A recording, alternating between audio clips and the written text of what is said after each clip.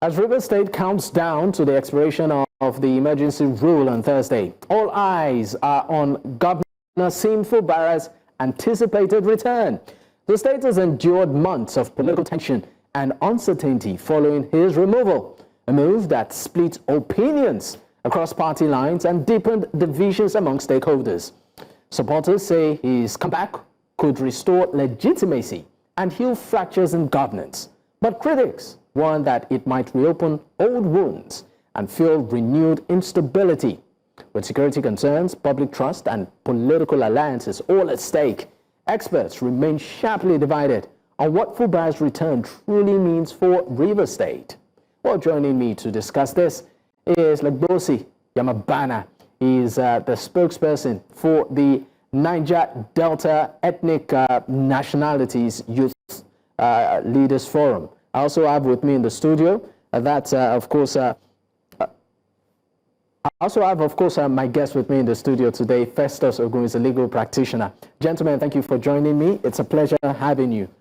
Thank you very much. All right. Before I get into conversations with you, Festus, let's, of course, link up first with our reporter who is on ground. It's great to have you. Thank you so much for joining, Biola. Thank you, Dr. Good to be here with you tonight. All right. Now, Biola, let me get straight to it. What is the mood like in Rivers State right now, ahead of the lift of the state of the emergency and the return of Governor Siminalayi Fubara?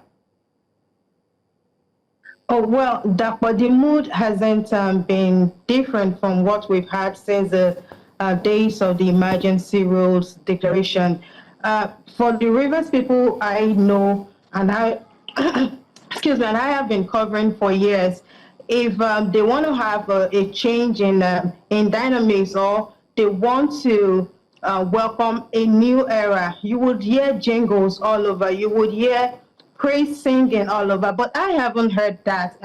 It's just few hours left to go till the emergency rule expires, and for the Rivers people I used to know, by now you would have been hearing jingles on radio stations, on TV, but I haven't heard that. Well, let's see what happens tomorrow. So as of this today, the mood hasn't changed. The people appear indifferent because from what interviews have had with them, they are tired. All they just want is for things to return to normal and for them to have their lives back. All right. Let me also ask you. You said that there seems to be nothing extraordinary right now in the state, and from the interactions you have had, people just want to continue with their lives. What do you think? There's no, anticipation for the return of Mr. Governor. Could it be, as a result of the fact that maybe, they don't trust the system, or maybe they've gotten used to the emergency rule and, the leadership of the sole administrator, or maybe they're out of fear? Well, I wouldn't know what's in the mind of residents of the state, but from the interviews I had with them, the most recent being yesterday, they told me that politicians would remain politicians, whether the governor, whoever is in place, politicians would always be politicians. All they just want is for democracy to be back and for them to go back to their lives. I mean, we had the interviews put out there yesterday where we also had some residents saying if they were Fubara, they wouldn't return to governance in Rivers State, while others say, well, it should be back. So opinions have been divided about the anticipated return of the suspended governor and, of course, the members of the Rivers State House of Assembly. All right, now that's an interesting angle you put to it. You said that some are divided as to his return. Some even told you that, according to you, that if they were the governor, they would not return and they would just move on, while some are against it. Why do you think those ones wouldn't want the governor to return? Why are they of that opinion? Well, again, therefore, I wouldn't know. I'm not a politician. My job is to report what the people are saying. So that's what they said, and I have just put it out there. But generally, the atmosphere in Rivers State has been very calm. You know, during the early days of the emergency rule, we had series of protests. We had people agitating. We had people hitting the streets. But that stopped just all of a sudden. We didn't see that anymore. And the people have have told me and on several occasions, interviews, that they are just tired of the whole thing. So maybe they are waiting for September 18, which is just a few hours away from now. So until September 18, we are yet to see what the disposition and, of course, the reaction of Rivers people would be. All right, Biola Festus, thank you so much for the update. We'll definitely keep tabs with you. Thank you once again for your time. Thank you, Dapo. All right, let me bring into the conversation Legborsi Yamaabana. Is the spokesperson for Niger Delta Ethnic Nationalities Youth Leaders Forum. It's great to have you, Legborsi. Now, for you, are you excited about the return of Governor Siminalayi Fubara and the, well, I call it the lifting of the state of emergency in Rivers State? Well, thank you for that question. I want to say that not just for me, but for Rivers people, the return of the governor a few hours from now is being received with mixed feelings. First, with excitement, and second, with sadness. With excitement because legitimately he is the governor of Rivers State. And to us, his removal or his suspension went and up till now is not a welcome development. That's on the first leg. On the second leg, we are sad that Rivers State has been taken aback for 6 months. My brother Dapo, I must tell you that Governor Fubara, up to this moment, remains the only governor in this country that is handling single-handedly projects that runs into several hundreds of billions. The Port Harcourt Ring Road is 200 and something billion. The Trans-Calabari Road is 200 and something billion. I can go on and on. This is a governor that came prepared. And you know that in administration, when gaps like this comes in, it derails the focus of the man and the vision of the man who must come prepared to serve Rivers State. For these 6 months that the sole administrator had held sway, all of these projects suffered. The Port Harcourt Ring Road automatically stopped. A lot of things weren't going on again. So it is the Rivers people that are the most hit here. We are the ones that have suffered for these 6 months. And that is the sadness that we receive with it. However, we're happy that the man has come back. And we encourage him not to be deterred by these temporary setbacks, but to hit the ground running immediately and to deliver the dividends of democracy to Rivers people, because that has been lacking for these past 6 months. And it is really, really a sad narrative for Rivers State. Okay. But God is on our side. Interesting when you use the word temporary setbacks, because some would say 6 months is pretty much a long time.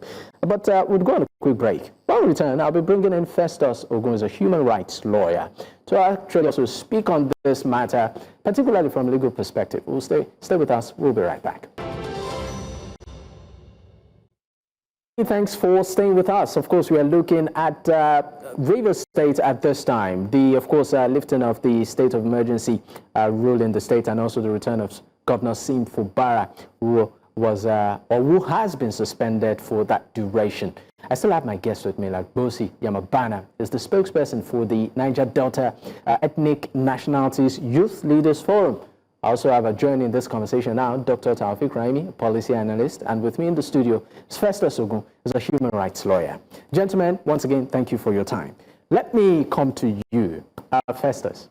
From a legal standpoint, I know that there have been a lot of back and forth as regards whether the state of emergency rule, is legal, whether it's within the right or within the authority of the sole administrator to make certain decisions. But I want to ask you, from the legal point of view, are there takeaways from what we have seen in Rivers State in the past 6 months? Well, I would say that the only takeaway for me is the urgent need for us to reform our justice system. As you may be aware, some persons have gone to court, including PDP governors, to challenge the constitutionality of the suspension of the governor and the sole administrator that was appointed by the president. Up till today, the matter has not been heard, and there is no decision. At the end of the day, by tomorrow, the 6-month term of the sole administrator would be completed, and we do not have an opportunity for a judicial pronouncement on the propriety or otherwise. That should worry every Nigerian, that we have, as it were, a justice system that is currently incapable of producing substantial justice to the Nigerian people. That should worry everybody. You know as a fact that the suspension of Governor Fubara is grossly unconstitutional. There is no legal, there is no moral, there is no constitutional basis that would warrant the suspension of a governor elected democratically by the people. The Constitution has not empowered the president to suspend a governor or any other elected executive. The same way the governor was elected was the same way the president was elected. The president has no such power in law to have suspended an elected governor. What happened for the past 6 months is a subversion of the will of the people, and clearly, therefore, what we have seen is a subversion of our democracy. So I'm going to put it to you directly before I move my question. Are there legal consequences for this? If we are in a country where the law works, it is a gross misconduct on the part of the president. It is a gross misconduct that could warrant impeachment under Section 308 of the Constitution. So this is an impeachable offense? It is. How can you, sir, remove or suspend, as it were, democratically elected governor when no part of the Constitution or any law whatsoever has given you the power to do so? It is an aberration in democracy. The same way the president was elected, like I mentioned earlier, is the same way the governor was elected. Now we are setting a very perilous and dangerous precedent. So those coming after can look at a governor that is not acting in line with his bidding to say, look, this governor has to be suspended, when there seems to be a crisis or a political disagreement among political actors in the state. Now, we now have questions on, we have a sole administrator. Under what law was that sole administrator appointed? What constitutional basis, what legal basis was the sole administrator appointed? Now, the sole administrator would have taken some decisions on behalf of the government and people of Rivers State.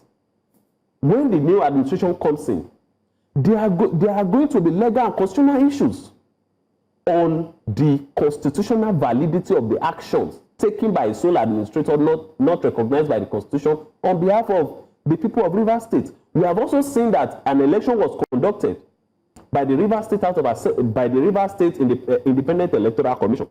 The question is that those persons that were elected as, commissioners and executive members of that Rivers State electoral body, they ought to be appointed by the governor. That is what their law says. The laws creating that body says. So it has to be appointed by the governor. In this instance, it was appointed by a sole administrator that is unknown to the Constitution and unknown to that law. What the president has successfully done is to create a confusion in the polity and to set a perilous constitutional precedent, a very perilous one. This narrative is likely to give governors the power to remove or suspend local government chairmen as if we're in a monarchy.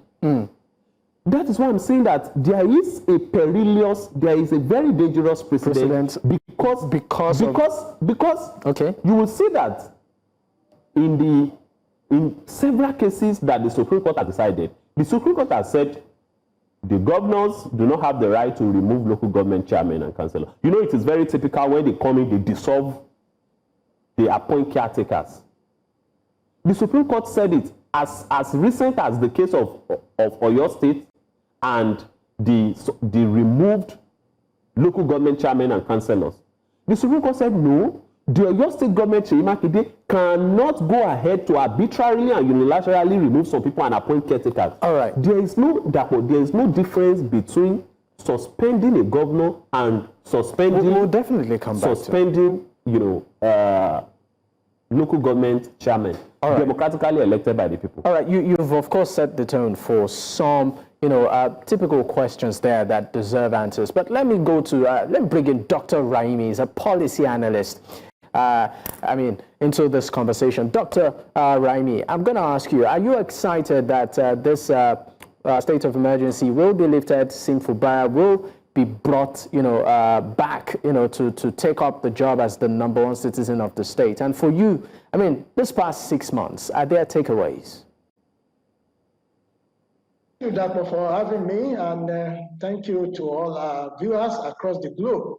I am going to be excited when the suspended governor resumed back, not because there was no basis for the suspension in the first place, but just because the president, who actually evoked within his powers, the president acted to prevent political unrest, damage to our national resource, oil, and all that during the time that he did what he did. He has the right to do that. He did not remove the president. He didn't remove the governor. And many people keep saying he removed the governor. The president, His Excellency Bola Ahmed Tinubu, did not remove the governor of Rivers State. He rather suspended the governor in order to allow for peace to reign, in order to allow democratic peace to reign in Rivers State. So what are the takeaways for me? When the governor was suspended, or even shortly before the governor was suspended, I think on your line and on your platform and several other platforms, I did identify the dangerous threat that was taking place or happening in Rivers State during the imbroglio, which led to the wisdom of the president to evoke within his power to suspend the governor and the National Assembly endorsing it. I did realize, based on research, critical things that were happening negatively in that state.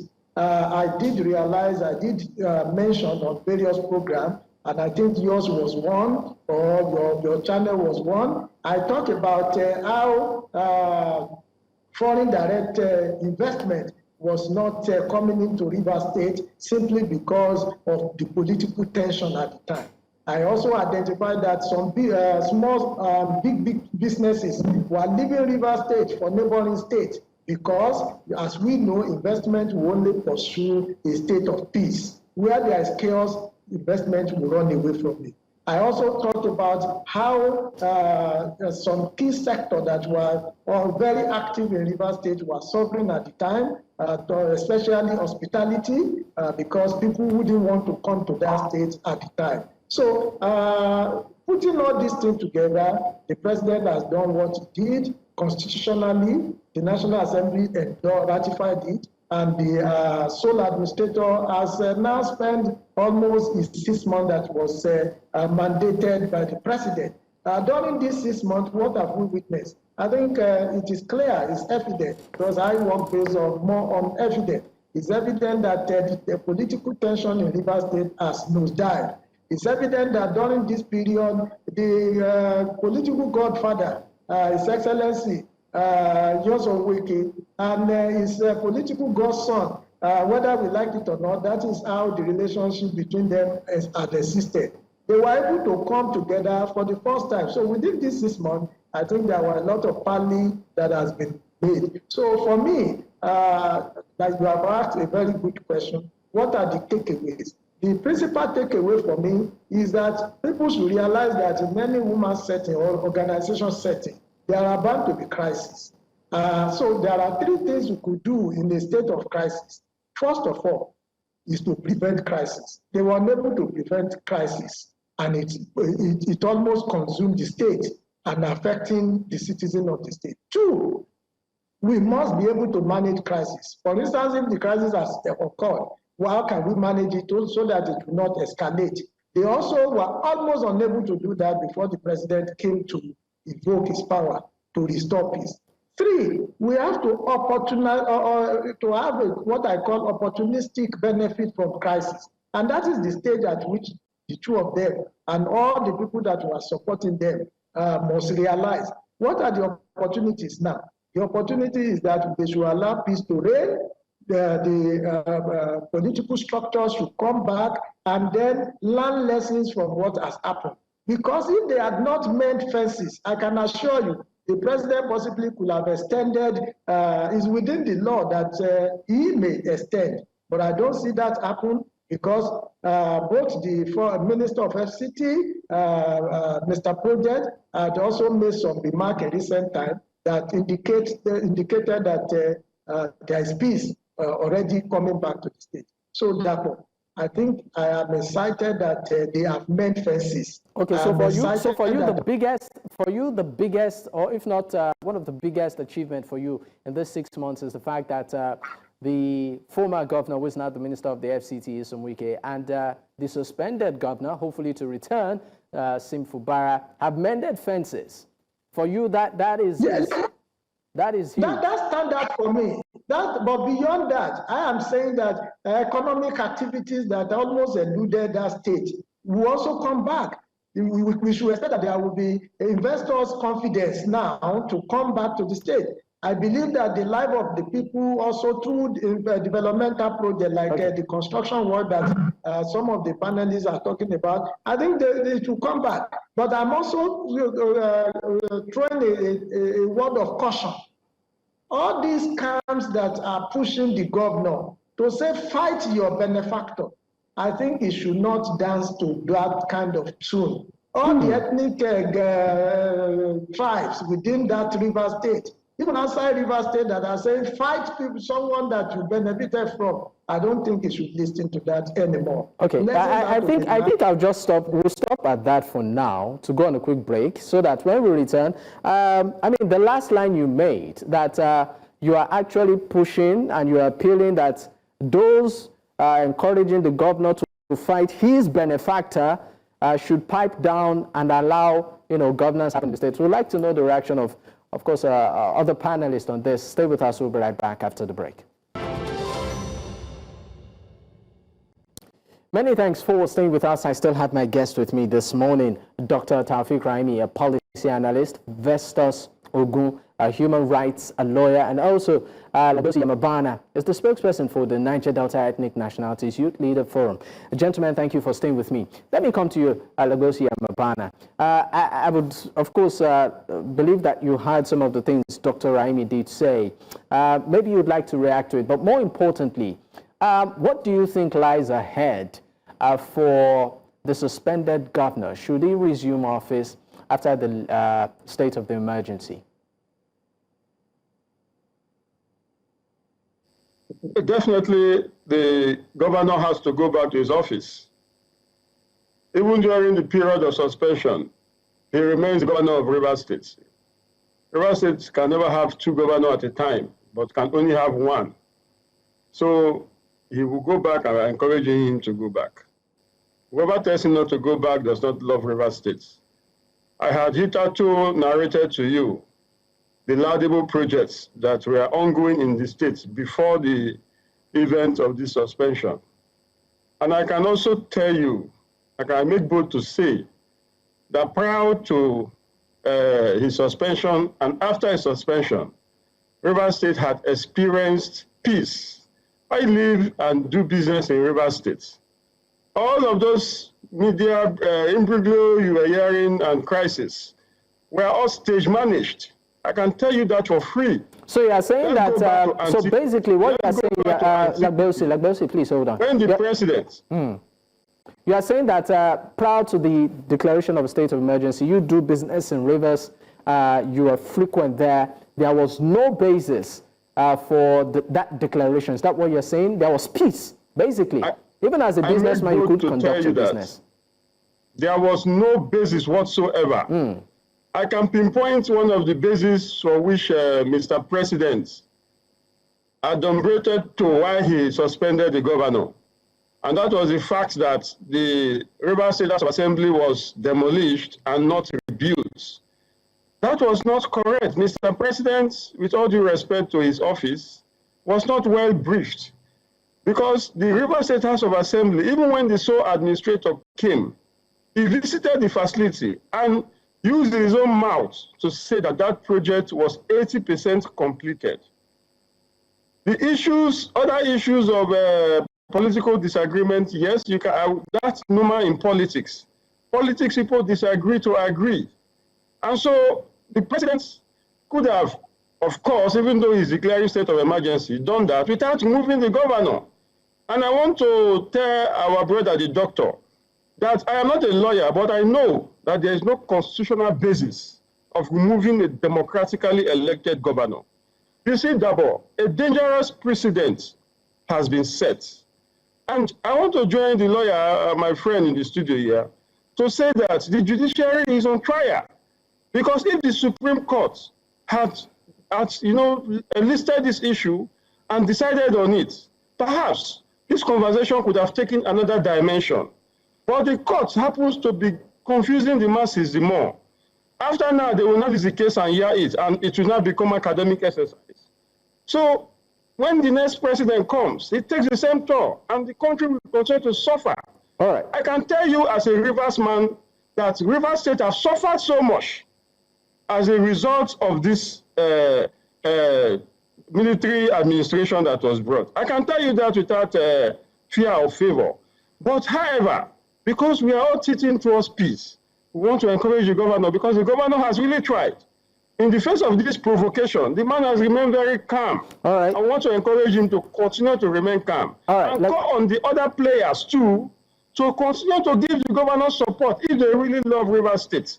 What are the other issues? Thank you. The issues of budget presentation. Thank you. When the governor went there to present budget in the heydays, they locked him aside. They locked him aside. Nobody's talking about this. This governor is very peaceful, and we commend him. We commend him so much. Because if not for somebody like Fubara, I'm not sure. I'm not a prophet of doom, but I'm not sure any other Nigerian will take what has just happened and is still happening. All right, Legborsi, thank you so much. Festus Ogun, I mean, you're a human rights lawyer. For you, maybe you'd like to also react to some things that have been said. What lies ahead for Governor Fubara? I mean, there are issues, particularly when it comes to the Constitution and legal corridors. One of those is the recently concluded local government elections and its legality. Do you think it's something the governor should look into? It's a festival of illegality. It's just a waste of the resources of the Rivers people. Who appointed those officials that conducted the election at the Rivers State Electoral Commission? The sole administrator. The law that created the Rivers State Electoral Commission did not envisage or provide that the appointment will be made by the sole administrator. Can you place something or nothing? If you do so, it will not stand, it will fall. So, it was just a festival of illegality. But that's even still less worrying. There is a constitutional crisis ahead, and our people have to watch out for it. Whether by the time in May next year, in May 2027, when every other person is leaving office, the question is, by May 2027, would Governor Siminalayi Fubara will be said to have completed his 4 years tenure? Will the period under which he was suspended be regarded as the period that he has spent in office when he was not in office? So that is another constitutional crisis. That is that creates a vacuum. Is that what you're saying? The decision made by the president to ask the democratically elected governor of a state for 6 months has created a constitutional crisis potentially. The question is whether the president has made use of the word suspension or otherwise is purely semantic. The man was let out of office. He was no longer exercising constitutional power. If you are no longer exercising constitutional power, you are not in office, you are not functioning in office, you are just somewhere, and another person is occupying that office, albeit illegally, albeit temporarily. Therefore, can we say, if you have 4 years, can we say that the 6 months that you were not in office, that you were unconstitutionally removed from office, can we say that 6 months will be counted to the 4 months? But I think that is another potentially. But don't you think this caveat that you've given will be subject to, should this case be taken to court and then maybe the court rules that period as illegal? I mean, the point I labor to make is that there is a potential constitutional crisis on whether he should leave office at the normal time he ought to leave office, because he was removed from office for 6 months, which automatically, in my respectful view, entitles him to an extended office. But that is not even the meat of the matter. The meat of the matter is that we shouldn't even be here in the first place if we are a country that respects the rule of law. Come to think of it, Dr. Raimi has mentioned that, the National Assembly has vetoed it.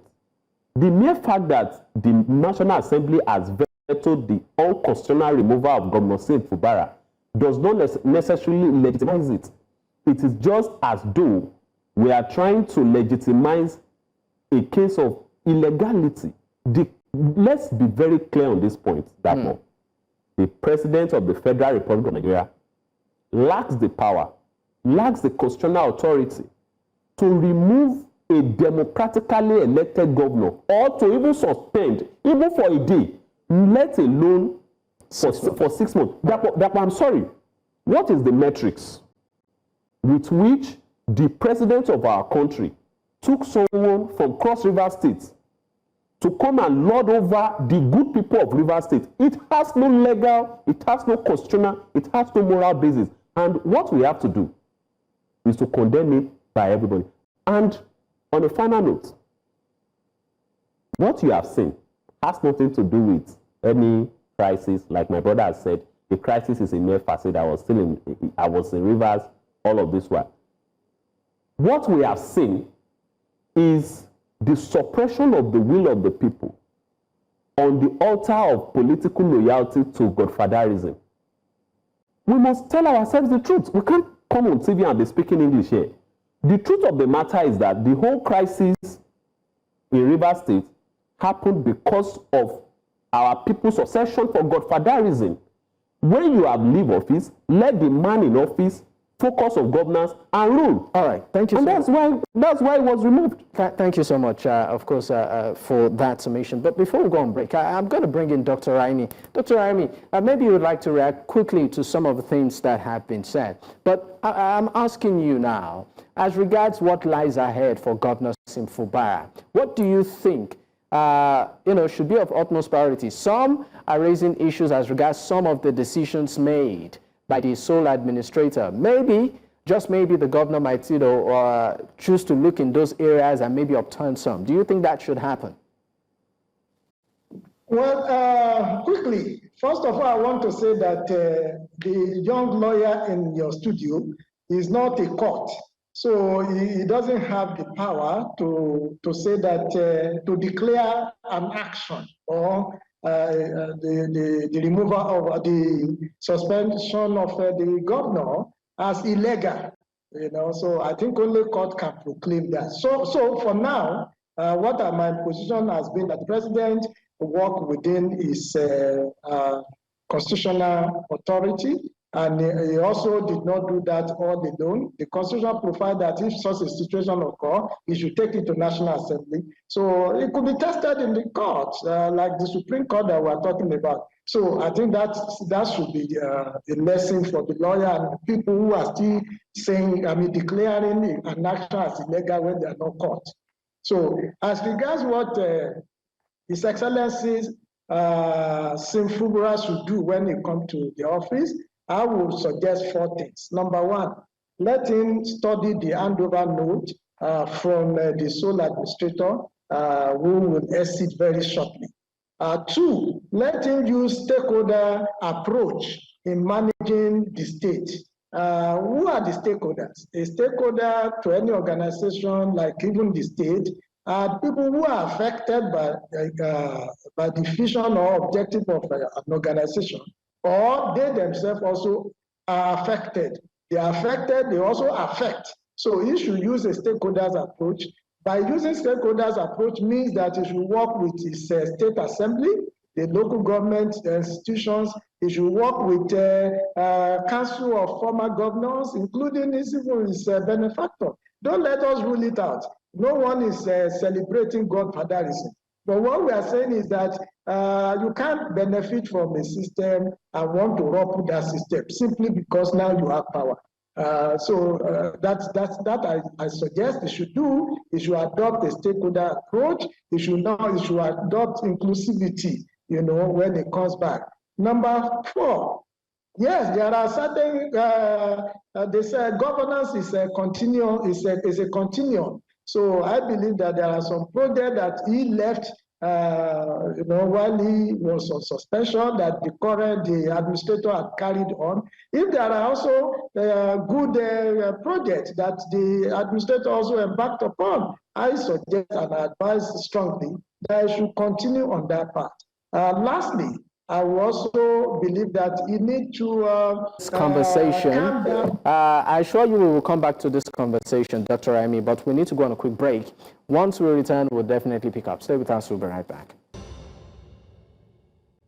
Many thanks for staying with us. It's still Politics HQ on News Central Television. I still have my guest with me, at this point. Thank you for staying with me. But before I let you go, let me come to you, Festus Ogun. Festus, something interesting happened, the previous weeks. You took the governor of Lagos State, Governor Babajide Sanwo-Olu, to court because he blocked you on the social media platform X. Interestingly, that got the attention of the governor, and from what we understand, you have reconciled. Have you? I have been unblocked by the executive governor. So what okay. So what happened? How did it happen? Well, when I saw that the governor blocked me on X, on Twitter, and I had made complaints about the blocking, I made it first abundantly clear that I was going to file a lawsuit. Do you have any idea why they blocked you? Why it blocked you in the first place? Do you know, in terms of what happened? It was because of my constructive criticism of his administration and the way he managed the NSAS massacre. Prior to the time I was blocked, I was consistently demanding accountability. Okay. I was consistently demanding transparency, and I was consistently demanding for justice for our people, young persons like my humble self, that were massacred at the Lekki Tollgate Plaza on the 20th day of October 2020. Shortly after I saw that, I was blocked sometime early in 2021. So, between 2021 and now, I've been saying that, look, this governor of the state where I live and work has blocked me. And when I saw that I've given the governor enough benefit of doubt, I approached the court to enforce my fundamental right to freedom of expression. Because the right to freedom of expression, guaranteed under Section 39 of the Constitution, includes the right to receive information. So as a citizen of Lagos State, if I'm, as a resident of Lagos State, I live and work here as a legal practitioner, if I'm unable to receive information, you have denied me that right, that constitutional right, because it's a public profile, constitutional right to freedom of expression, guaranteed under Section 39 of the Constitution. I have gone to court to enforce my rights. When I filed it, a lot of people were laughing. Some said I've abused the judicial process. But the governor knew the importance of that lawsuit. I was invited by His Excellency. I honored the invitation because it wasn't a personal matter. And the governor gave me reasons why it happened that way. And I was unblocked. And I found that satisfactory. I mean, I was asking the court to order the governor to unblock me, and the governor has unblocked me. So I never asked for a kobo. You know, when you file a lawsuit, you could ask for damages because I had reasons to ask for damages.